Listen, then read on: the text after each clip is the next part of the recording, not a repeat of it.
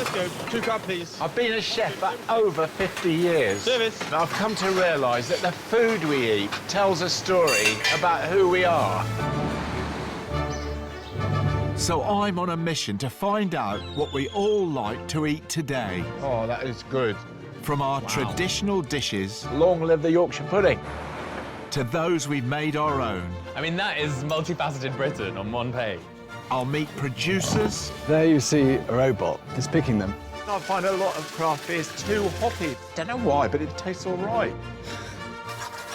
Some of our best chefs... We're picking scurvy grass. Crikey. Pretty punchy. ...plus those keeping traditions alive. We've just got to finish. I have no hope.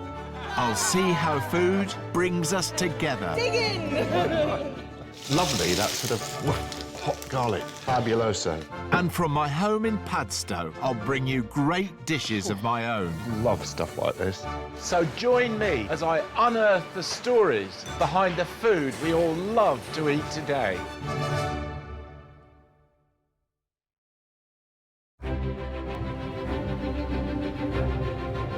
Today I'm in Suffolk, a part of the UK known as its breadbasket. This county has the perfect soils and levels of sunshine for growing wheat and other grains. It also boasts some of my favourite bits of English coastline. I was just thinking, Suffolk is 2 counties to me.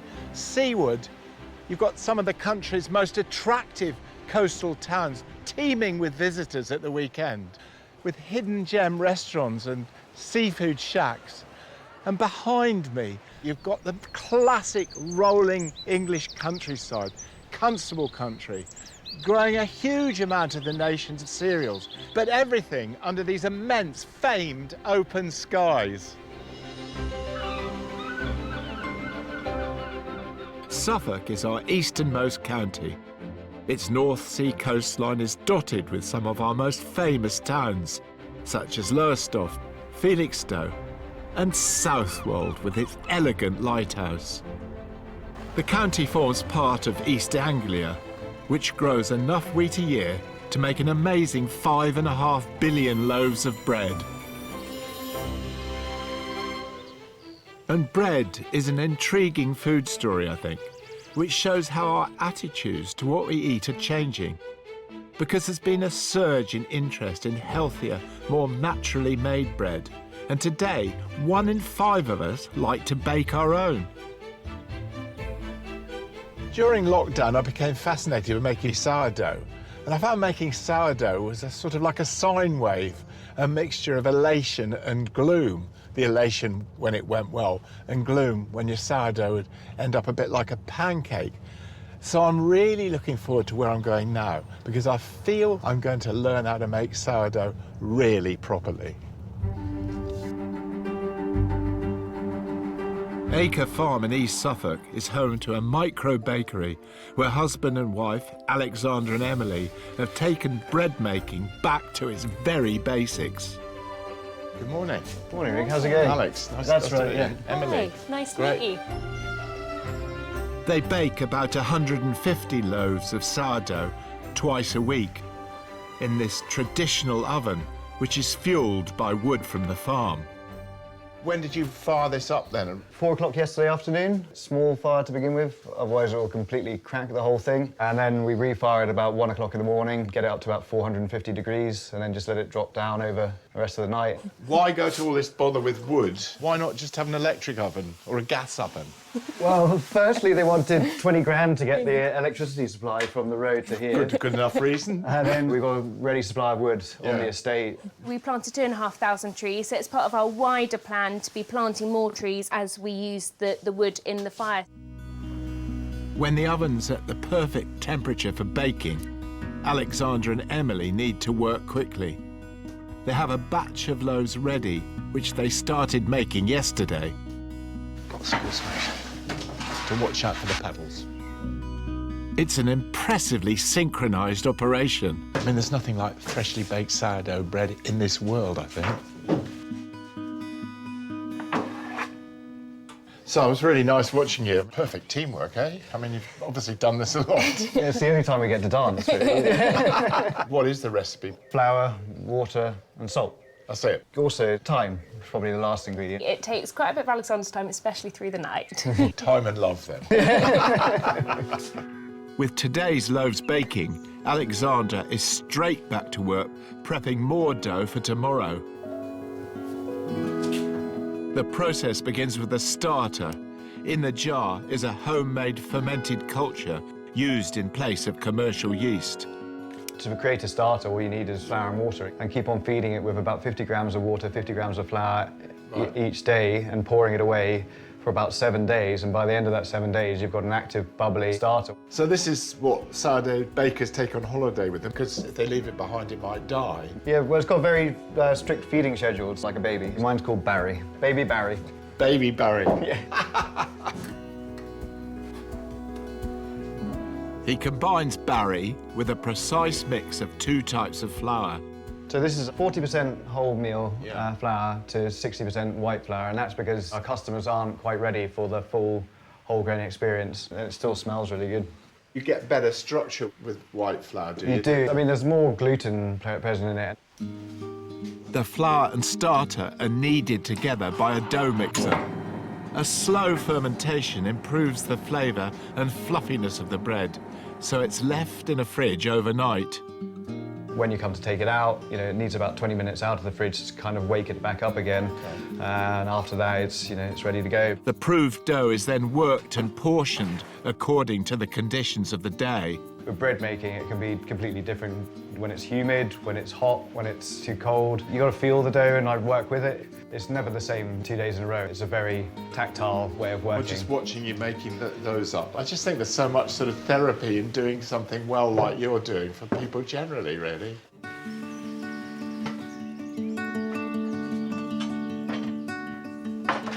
Well, needless to say, the moment I've been waiting for, Yeah. just itching to try it.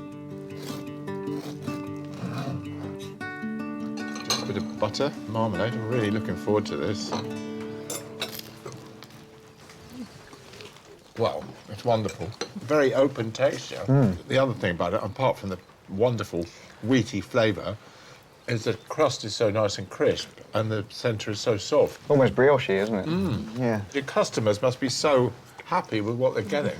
It's a labour of love, but people appreciate what we're doing, and it's going to help us all to eat more healthily and feel better, and the only thing that can be a good thing. Well, I mean, it's so heartening that you're doing something so special using everything local. And I just think it's the future, I really do.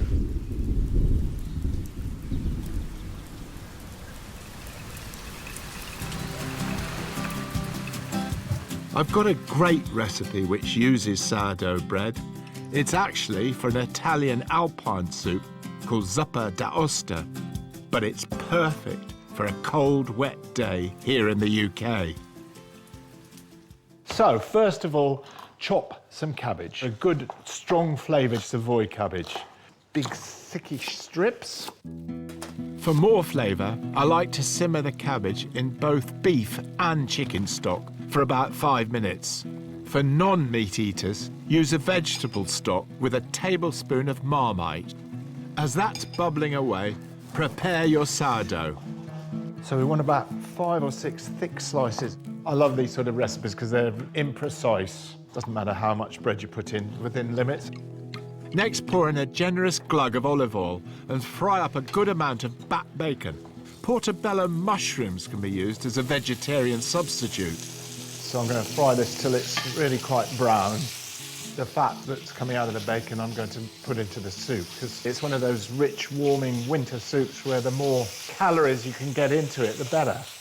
So if you come in from a wet walk in Britain and you're feeling gloomy, like, how long is February going on for?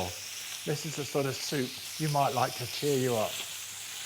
Transfer the cooked bacon to a plate. Then throw in your sourdough to soak up the fat.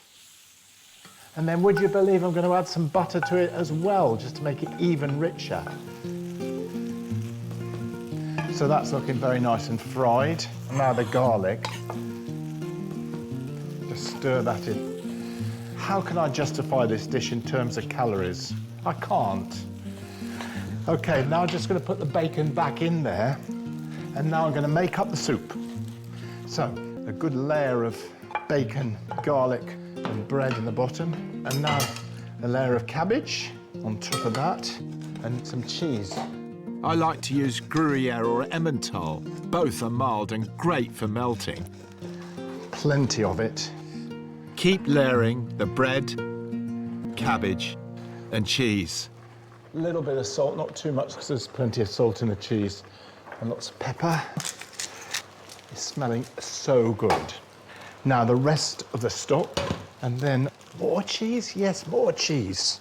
Now soup is not usually baked, but that's exactly what I'm going to do to make sure all that cheese is beautifully melted.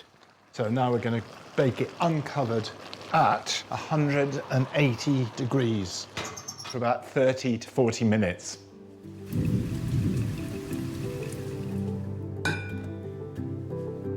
It looks and smells spectacular, and I can't wait to tuck in. I mean, it's just lovely. Slow-cooked cabbage just adds so much extra dimension to what is an absolutely wonderful soup. Do you know, I can't think of a better dish for a cold winter's day.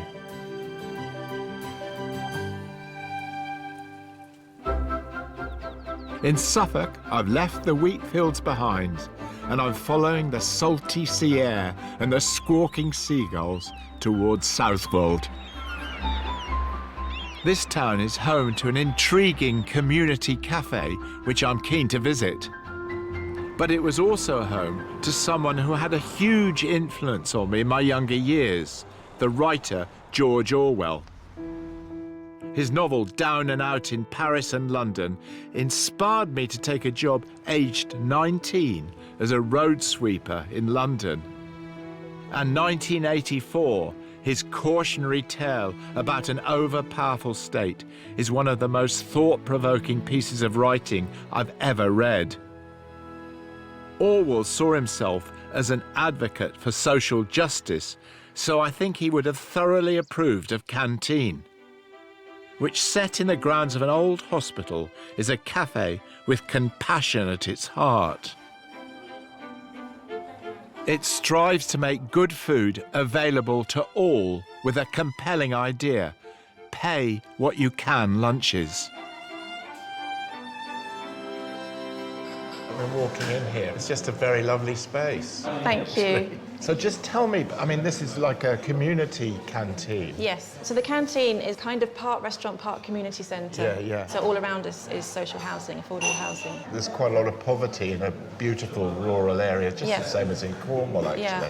Everyone should be eating like this, Yeah. but I know it's not accessible to everyone. So we've started a pay what you can community lunch on the last Sunday of the month. We're just about to have our 6th one in June. Does it not present the customer with a bit of a dilemma? It does present them with a dilemma. So we will have a suggested price, and some might not pay at all, some might pay less than the meal, and some might pay, what is quite a lot more than the meal is worth. It's definitely not easy, but that's where the accountancy background comes handy. I could write up a few business plans. Maybe one day, not so long from now, will be everything is pay what you can. I just think it's a very sort of important idea, getting the community involved. The whole model is so interesting and so hopeful, really.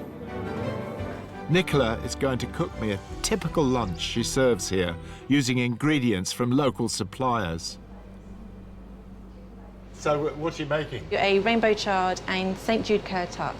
Fabulous.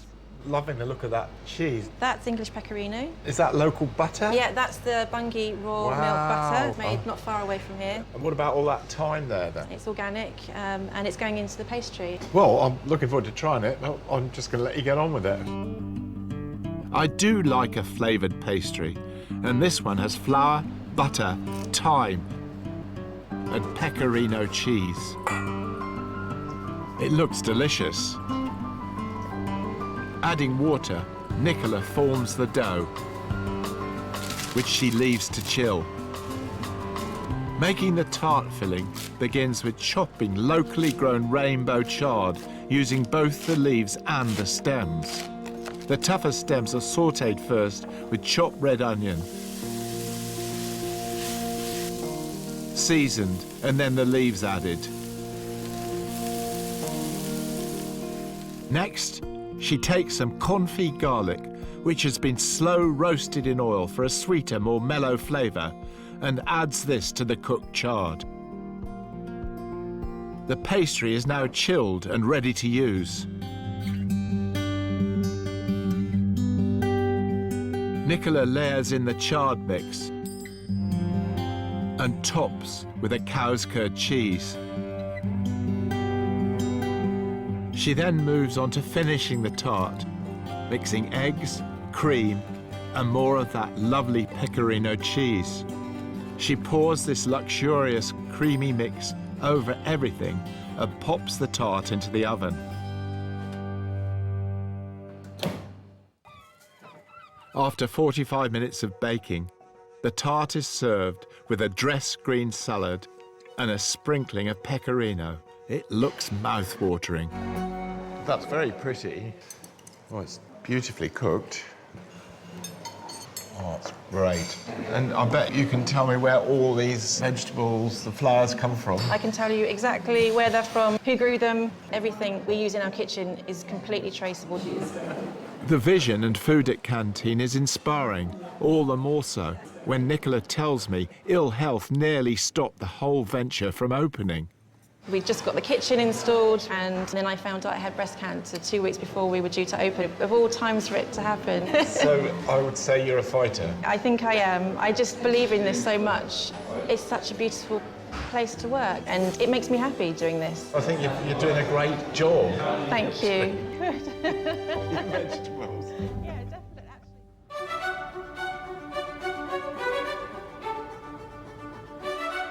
I've travelled 20 miles south down the coast to the town of Aldborough. This whole area was once home to a thriving fishing industry which shaped the lives of the people living here. By the end of the First World War, that industry had fallen into decline. But there are some working to keep those local traditions alive. I've come to meet up with Dean Fryer, who took me out on these waters over 20 years ago. Well, here he is now. I'm pleased to tell you he's still going out 7 days a week.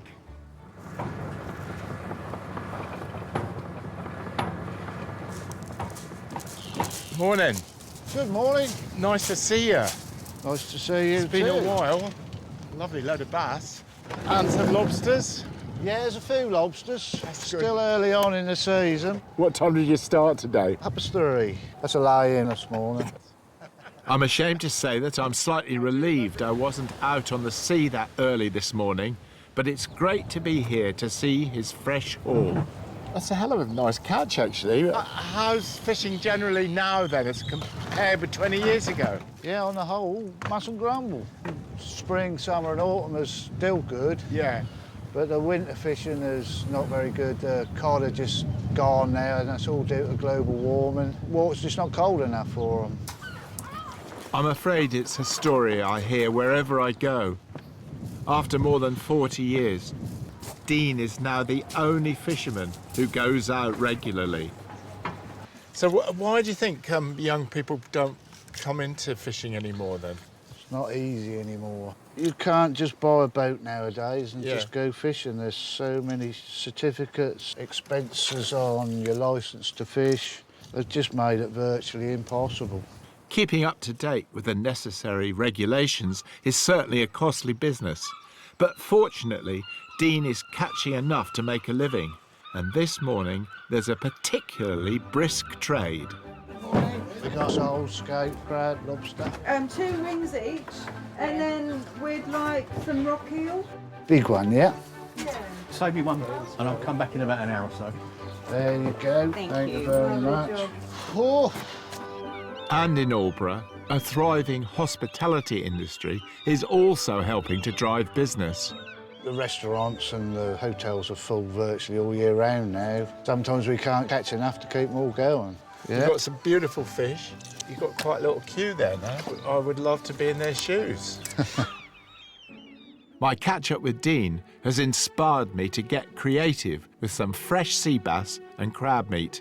It's taken me a little out of my comfort zone, but that's not a bad thing.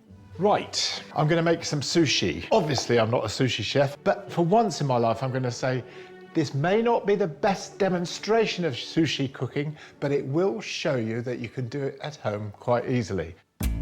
I'm making sea bass nigiri and crab meat and avocado maki rolls. Sushi is now part of our food culture here in the UK. Recent stats show sales surging by 90%, with many of us choosing it over a sandwich for lunch. So I'm going to begin with sushi rice. You can get sushi rice in probably any supermarket now, and its great property is that when you cook it, it goes really glutinous. Wash the rice. When cooking, exact amounts are important. My 300 grams of rice needs 390 mils of water. So just bring that up to a boil. And this will soak up entirely during cooking. And then we'll turn it right down and cook it with the lid on for about 10 minutes. Now, onto the sea bass. As it's sushi, this will be served raw. But first I need to skin it. Using a sharp knife, slice the fish in half and remove the skin. I just don't think people should worry about eating raw fish. There's nothing to fear in something like a piece of raw bass. It's just got this fantastic flavour.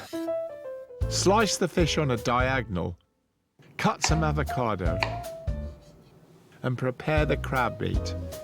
I'm using Japanese mayonnaise, which I'm really fond of in a dish like this.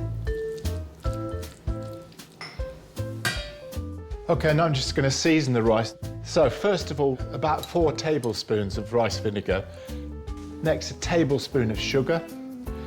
And then about 3/4 teaspoon of salt. Just stir that in. There we go, that's ready to cool down, and then I can start making up my sushi. This was a little tip I picked up from a Japanese maestro. Very hard to handle this glutinous rice unless your hands are oiled, otherwise the rice just sticks to your hands. Don't thump anything down, just use the tips of your fingers.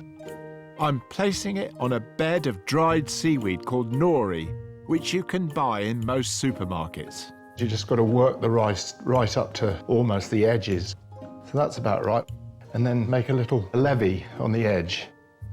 Sorry, we are getting into a little bit of a mess here. Now make a little indent in the rice behind the levy, and then on with the filling. Add the avocado, a touch of wasabi for a bit of a kick, and then the crab mix, being careful not to overfill. Then I press it all together using a bamboo sushi roller. Here we go. Over, over, over, over. And then just push your fingers down a bit, squeeze it a bit, and hey presto! A perfect maki roll. Do you know what? I'm quite pleased with that. It turns out to be delightfully simple. Next up, the nigiri sushi. And for this, I have a perfect little gadget. Put your rice in there, build it up a little bit, and then click it out, like that. You put that on there, and then you move on to the next one. Add a layer of wasabi, a slice of the raw sea bass, brush with soy sauce, and you're good to go.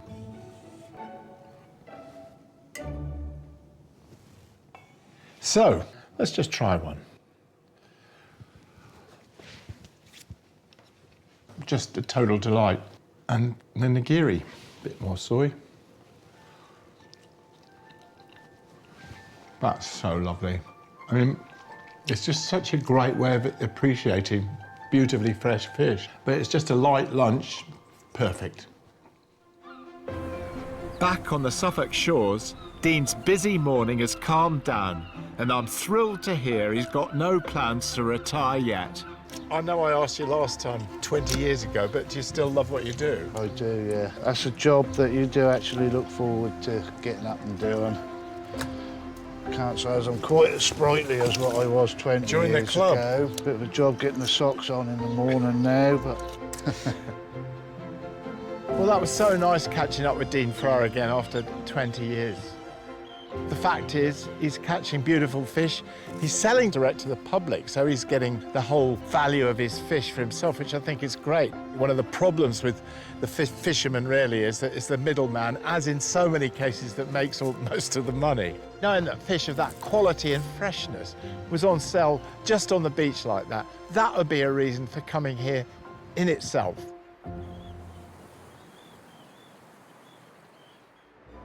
Next time, I'm in London. What dim sum means is touching the heart in Chinese. Make sure everything's chopped and then you can whoosh through the stir fry with great joy. See when he does the bowl? Yeah, yeah. There, That's the mozza. mozza. Two lovely classic breakfast. Two things you should never see being made, laws and sausages.